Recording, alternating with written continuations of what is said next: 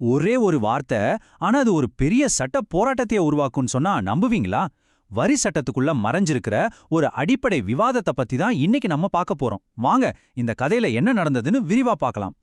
வாங்க, இப்போ நம்ம கொஞ்சம் டைம் டிராவல் பண்ணி 1891க்கு போலாம். பெம்சல் வழக்குன்னு சொல்லப்படுற இந்த விஷயம் ரொம்ப நாளா இருந்த ஒரு கேள்விய நாட்டிலேயே மிக உயர்ந்த நீதிமன்றத்துக்கு கொண்டு வந்துச்சு. நீங்க இப்ப பார்க்கறது அந்த வரலாற்று சிறப்புமிக்க வழக்கின் அதிகாரப்பூர்வ பதிவுதான். இந்த கதையோட மைய பிரச்சனை என்ன தெரியுமா? கிட்டத்தட்ட 70 வருஷமா ஒரு அறக்கட்டளை தொண்டு நிறுவனம்னு சொல்லி வரி விலக்கு வாங்கிட்டு இருந்துச்சு. ஆனா திடீர்னு ஒரு நாள் 1886ல அரசாங்கம் இனிமே நீங்க வரி கட்டணும்னு சொல்லுது. இந்த ஒரு அறிவிப்பு தான் ஒரு பெரிய சட்ட போராட்டத்தையே ஆரம்பிச்சு வச்சது. இப்போ ஹவுஸ் ஆஃப் லார்ட்ஸ் நீதிபதிகள் முன்னாடி இருந்த கேள்வி இதுதான். சேரிட்டபிள், அதாவது தொண்டு அப்படிங்கிற வார்த்தைக்கு உண்மையான அர்த்தம் என்ன? பார்க்கறதுக்கு ரொம்ப சாதாரணமான கேள்வி மாதிரி தெரியுது இல்லையா? ஆனா இந்த ஒரு வார்த்தையோட அர்த்தத்தை வச்சுதான் ஒரு முழு வரி சட்டத்தோட போக்கே மாறப்போகுது. சரி, முதல்ல இந்த சட்ட மோதல் எப்படி எங்கிருந்து ஆரம்பிச்சதுன்னு பார்க்கலாம். இந்த மொத்த விவாதத்துக்கும் காரணம் ரெண்டு அர்த்தங்கள் தான். ஒரு பக்கம் நம்ம எல்லாரும் பொதுவா நினைக்கிற அர்த்தம், அதாவது தொண்டுனா ஏழைகளுக்கு உதவுறது. இன்னொரு பக்கம் சட்ட புத்தகத்துல இருக்கிற டெக்னிக்கல் அர்த்தம். இது பல நூற்றாண்டுகளா ரொம்ப பரந்த பார்வையில பார்க்கப்பட்டுச்சு. இது ரெண்டுல எதை ஏத்துக்கிறதுங்கிறது தான் பெரிய சண்டையே. முதல்ல தொண்டுன்னா நாம பொதுவா பேசுற மாதிரி குறுகிய அர்த்தம் போதும்னு வாதிட்ட நீதிபதிகளோட கருத்தை பார்ப்போம். இந்த குறுகிய அர்த்தத்துக்கு ரொம்ப வலுவா குரல் கொடுத்தவர் யாருன்னா அப்போதைய லார்ட் சான்சலர் லார்ட் ஹால்ஸ்பரி. அவரோட வாதத்தை இந்த ஒரு வரி அழகா சொல்லிரும். தொண்டுன்ற வார்த்தையை நாம சாதாரணமா பயன்படுத்தும் போது அதை எப்பவுமே ஏழைகளுக்கு உதவுறது தான் குறிக்கும். அவரை பொறுத்த வரைக்கும் அதுதான் அதோட ஒரே அர்த்தம். லார்ட் ஹால்ஸ்பரிக்கு இந்த பரந்த சட்ட வரையறையை ஏத்துக்க முடியாம போனதுக்கு சில தெளிவான காரணங்கள் இருந்துச்சு.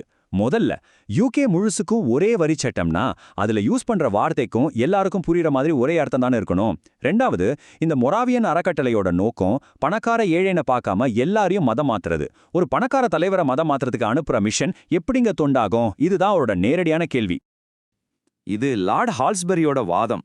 ஆனா நீதிமன்றத்துல இருந்த பெரும்பான்மையான நீதிபதிகள் இதை ஏத்துக்கல. அவங்க முன்வச்ச வாதம் தான் கடைசியில ஜெயிச்சுது. அவங்க என்ன சொன்னாங்கன்னு பார்க்கலாமா? பெரும்பான்மை நீதிபதிகள் அவங்களோட வாதத்துக்கு வரலாற்ற துணைக்கு கூப்பிட்டாங்க. அவங்க தொண்டுங்கிற வார்த்தைக்கான இந்த பரந்த அர்த்தம் நேத்து இன்னைக்கு வந்ததில்லப்பா, இதுக்கு பல நூறு வருஷம் வரலாறு இருக்குன்னு சொன்னாங்க. இங்க பாருங்க, 1601 எலிசபெத் சட்டத்துல ஆரம்பிச்சு ஸ்காட்லாந்து, அயர்லாண்டுன்னு யூகே முழுசும் இதே கருத்து தான் சட்டத்துல இருக்குன்னு ஆதாரத்தோட நிரூபிச்சாங்க. அதனால பெரும்பான்மை நீதிபதிகள் சட்டப்படி ஒரு வரையறையை முன் வச்சாங்க. அதுல முக்கியமான வார்த்தை பொது பயன்பாடு. சிம்பிளா சொல்லணும்னா, ஒரு தொண்டுங்கிறது ஏழைகளுக்கு மட்டும் உதவுறதில்ல, அது பணக்காரங்க உட்பட சமுதாயத்தில் இருக்கிற எல்லாருக்கும் நன்மை செய்யற ஒரு பொதுவான காரியமா இருக்கலாம். இதுதான் சட்டத்தோட பார்வை. இது லார்ட் ஹால்ஸ்பரியோட வாதத்துக்கு நேரடியான பதிலா அமைஞ்சது. பெரும்பான்மை நீதிபதிகளை பொறுத்த வரைக்கும் இது வெறும் இங்கிலாந்து சட்டத்தோட ஒரு விசித்திரமான பழக்கம் கிடையாது. இது யூகே முழுசுக்கும் இருக்கிற சட்டங்கள்ல பாராளுமன்றத்தால திரும்ப திரும்ப பயன்படுத்தப்பட்ட ஒரு சட்டப்பூர்வமான வார்த்தைன்னு சொன்னாங்க. சரி, இவ்வளவு வாதங்களுக்கு அப்புறம் கடைசியில தீர்ப்பு என்னாச்சு, அதோட விளைவுகள் என்னன்னு பார்க்கலாம். தீர்ப்பு ரொம்ப தெளிவா வந்துச்சு. 4-2 அப்படிங்கிற வாக்கு வித்தியாசத்துல அந்த பரந்த தொழில்நுட்ப சட்ட வரையறை தான் சரி அப்படின்னு தீர்ப்பு அளிச்சாங்க. அதாவது மொராவியன் அறக்கட்டளை ஒரு தொண்டு நிறுவனம் தான்னு உறுதியாச்சு. ஓகே, தீர்ப்பு வந்தாச்சு.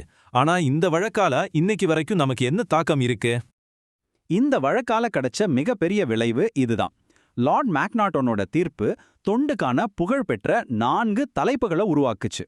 இதுதான் இன்னைக்கும் உலகம் பூரா இருக்கிற தொண்டு சட்டங்களுக்கு அடித்தளமா இருக்கு.